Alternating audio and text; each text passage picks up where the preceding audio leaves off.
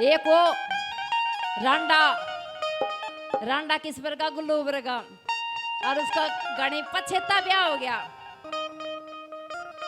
और जब ब्याह होया बोला भाई ये पहले बोला बात नहीं रह रही है, ये तो बोले मेरे चुबारा में फरट्टा चल रहा है। और कैसे एक रागनी के द्वारा कवि ने क्या लिखा के बता दिया।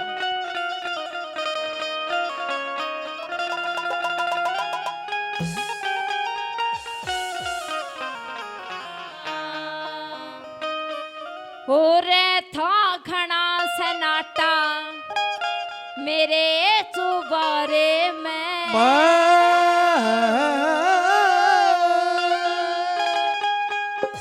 इवे आ गया नया पटाखा मेरे चुबारे में। रहता घना सन्नाटा मेरे चुबारे में,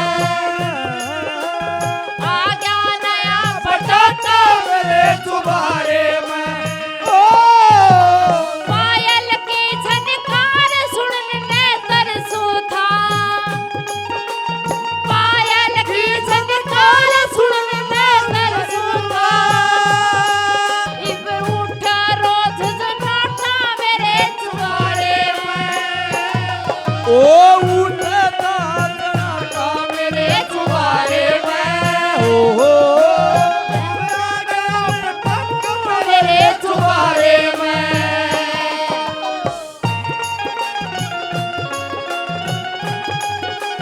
जियो